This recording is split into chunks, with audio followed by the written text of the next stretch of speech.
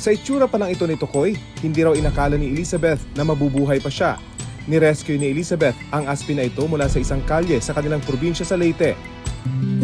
Ngayon, ito na si Tokoy, malusog na malusog at namumuhay ng masaya kasama ang kanyang fur mom sa Espanya. Advocacy ngayon ni Elizabeth sa pamamagitan ng kanyang vlog. Dumami sana ang mag-rescue sa mga inaabandonang aso, lalo na ang mga aspin o asong Pinoy.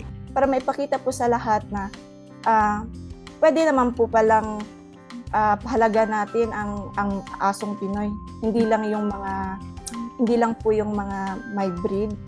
Aminado si Elizabeth, mahirap sa umpisa ang mag-alaga ng rescue dog, lalo na sa kondisyon noon ni Tokoy. Sinuklian naman ni Tokoy ang tiyaga at pagmamahal ni Elizabeth na na-diagnose na may anxiety disorder. Bali siya po yung naging sandigan ko po, naging light ko po sa pag-overcome po sa anxiety ko po. Kasi iba pala kapag meron, parang nagko-comfort sila sa iyo eh. Kaya nang magkaroon ng scholarship sa Espanya para mag-aral, hindi nagdalawang isip si Elizabeth na isama si Tokoy. Sa Espanya, guwapo raw ang tawag ng mga Espanyol kay Tokoy.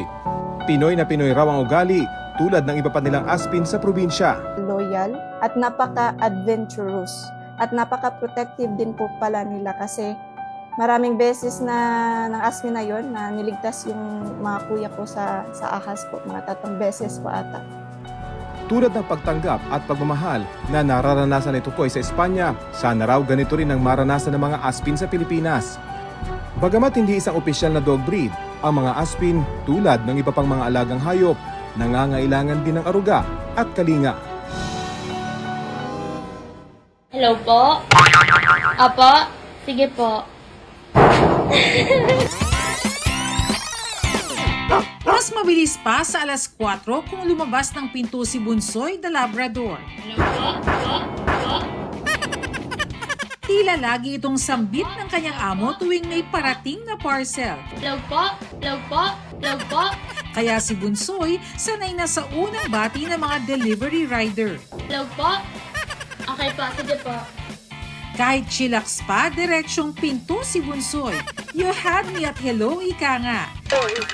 Eto namang fur baby na si Nuggets, hindi mo malaman kung Shih Tzu ba o tuko. Todo kapit sa aircon o... Wow! Ang lamig sa kwarto mo! Kwento ng kanyang amo, nasanay na kasi sa buhay aircon si Nuggets. Madalas daw siyang hingalin kapag mainit. Napapaaray na tuloy ang fur parents sa electric bill. Ikaw nagbabayad ng kuryente, iha? Ang galing mo naman. Hindi naman kaya sa sobrang lamig, siya ay maging frozen nuggets? Parang teleserye ang ganap sa pagsabunot kay Aling Sonia, ang kontrabida ng taon, si Kohi na kanyang golden retriever. Pero ang animoy sakitan, lambing lang daw ni Kohi. Target daw niya ang scrunchie o pantali ng buhok ng amo.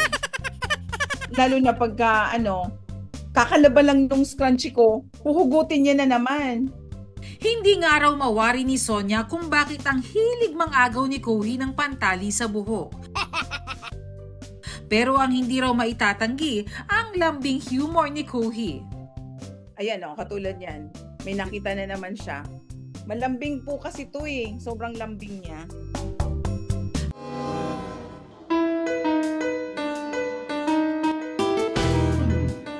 Goto bulalo, pineapple bulalo, at sizzling bulalo ala Sizzling Kapampangan. Ilan lang yan sa mga bersyon ng bulalo ng 15 restaurant na lumahok sa kauna-unahang Creative Bulalo Challenge sa Tagaytay. Bukod nga sa malamig na panahon at mga pasyalan, isa sa binabalik-balikan dito sa Tagaytay ay ang bulalok. Ito ay isang competition or isang challenge ng pinaka-creative na bulalo na makikita natin ngayong taon na to sa Tagaytay.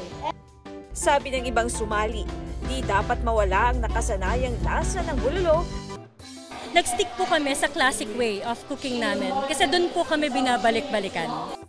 Pero talagang umangat ang mga kalahok na extra challenge ang mga twist.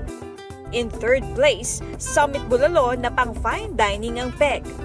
Ito rin ang nakatanggap ng People's Choice Award. Lahat po ng flavors when you bite in our bulalo, saka po siya mag-explode. All your palates will experience the taste of bulalo. Second place ang Flying Bulalo Pares. Ang kapares po lagi ng bulalo is either kanin or noodles. In-innovate namin na maging flying bulalo. At ang first place, Kimchi Bulalo. We have created the bulalo, a kimchi bulalo, inspired of the flavor of the Korean taste na gustong-gusto ng mga Pilipino.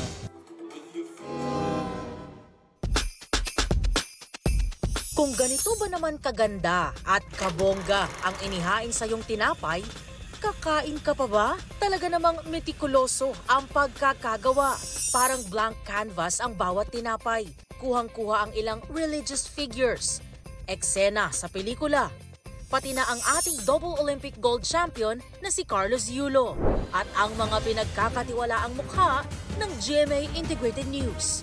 Obra ang mga iyan ng Cebuano artisan baker na si Marlo Pimentel Lidot na nagsimula sa paggawa ng pandesal at ibang tinapay noong 2010 gamit ang 2,000 pesos na puhunan hanggang nahasa sa tulong ng internship at oportunidad na magtrabaho sa Maldives noong 2020 bagamat naudlot dahil sa pandemya. Proudly made po talaga, purely Cebuano po as a Filipino po talaga na handcrafted po. Hindi lang basta-basta na tinapay.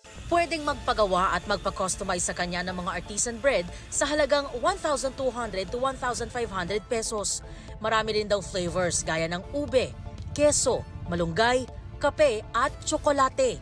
Perfect ding pangregalo anumang okasyon lalo na ngayong Kapaskuhan. Pwede po nating isi-serve or pwede po nating as a gift po during birthdays or any occasions, Father's Day, Mother's Day. Ang angking galing ni Marlo na itampok na sa ilang magazine at nabalita rin sa Amerika. Pero nangangarap pa rin daw siyang magkaroon ng mas malaking pwesto at mapalago ang negosyo para mas maraming makatikim ng kanyang mga obrang fantastic.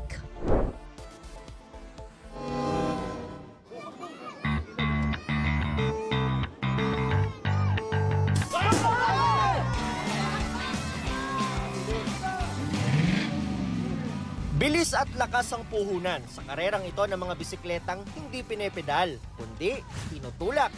Yan ang push biking na sinisikap ng organizers na lalong makilala sa Pilipinas.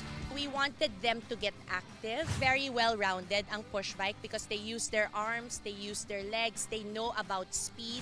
Ang push bike race ay may iba't ibang competition na nakadepende doon sa birth date ng mga bata na nagsisimula ng 2016 hanggang 2022 o yung mga edad 2 years old hanggang 8 years old. Ang race may pambabae, may panlalaki at meron ding mix. Sa push bike race sa Alabang Muntinlupa, isa sa mga lumahok si Gavin na nahihilig daw ngayon sa push biking. Actually wala pa siya.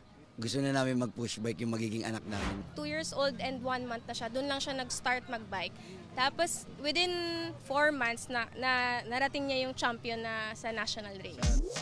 Sumali rin si Kian na mula Santa Rosa, Laguna. We want to make sure na mag-bike siya rather than using cellphones, gadget and all. Every race by Heat 1 and Heat 2 and a final heat. So if no bracketing, may points yun. Ang pinaka-highest points, yun po ang champion.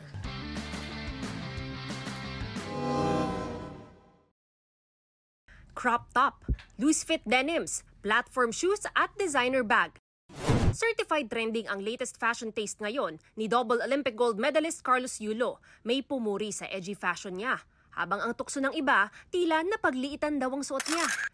Sabi ng mga nakausap naming millennial at Gen Z, parang ngayon in style siya. Like kung makita mo sa Instagram or sa social media. Boys wearing that are very fashion forward na rin. Kung kunyari, malaki yung katawan ng ano, parang ang weird naman tignan kung magka-crop tops. Sa lalaki siguro, hindi maganda talaga. Mag-formality na lang po tayo. Kung tutuusin, ayon sa isang celebrity stylist, nakakatangkad daw tingnan pag naka-crop top. Fit and then loose. So go for a loose kind of pants.